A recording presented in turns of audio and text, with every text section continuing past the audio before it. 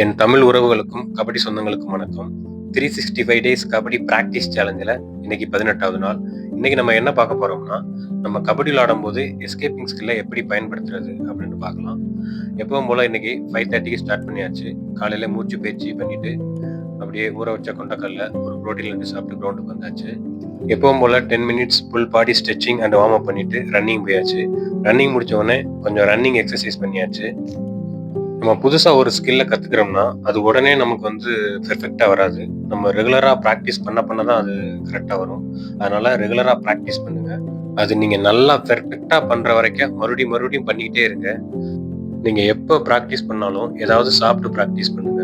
அது முட்டையோ, பயிரோ, ஃப்ரூட்ஸோ ஏதாவது சாப்பிட்டு பிராக்டிஸ் பண்ணுங்க. ஏன்னா ஃபுட் ரொம்ப இம்பார்ட்டன்ட். நீங்க கவருக்கு ரீச் விடும்போது கார்னர் வந்தா 2 ஸ்கில் யூஸ் பண்ணலாம். ஒன்னு நெஞ்சில பவரா கை வச்சு ரொட்டேஷன் பண்ணி கோர்ட்ல ஜம்ப் பண்றது. இன்னொன்னு டக்குன்னு டுப்கி அடிச்சு கோர்ட்ல ஜம்ப் அடிக்கிறது. நம்ம போனஸ் போடும்போது கார்னர் இடுப்பை பிடிச்சா டக்குன்னு கையை உதறி விட்டு ஹேண்ட் வால்க்லயே ஸ்பீடா கோட்டை தொட்டுருங்க.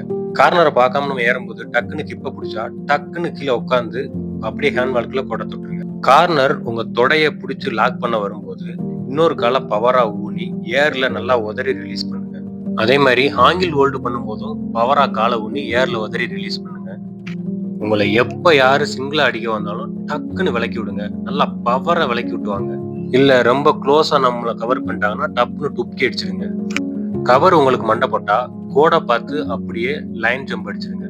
இல்லைன்னா சைடு ஜம்ப் அடிச்சு கோட்டுக்கு ஜம்ப் அடிச்சிருங்க. இதுவே கார்னருக்கு நம்ம ரீச் விடும்போது கார்னர் மண்டை போட்டா டக்குன்னு கங்கார் ஜம்ப் அடிங்க. அங்க போய் நம்ம லைன் ஜம்ப் அடிக்க கூடாது. ஏன்னா நம்ம லாபிக்கு வெளியே போயிருவோம். இதுவே கார்னர் மறைச்சா நெஞ்சில பவரா வச்சு ரொட்டேஷன் பண்ணலாம். இல்லைன்னா டுக்கி அடிச்சிடலாம். நம்ம போனஸ் போட்டு ரிலீஸ் ஆகி வர்றப்போ கார்னரோ கவரோ தனியா வந்தா விலக்கி விடுங்க. செயினோட வந்தா ரொட்டேஷன் அல்லது டுக்கி அடிங்க. மண்டை போட்டு அடிக்க வந்தா டக்குன்னு லைன் ஜம்ப் அடிச்சிருங்க கோட்டை பார்த்து.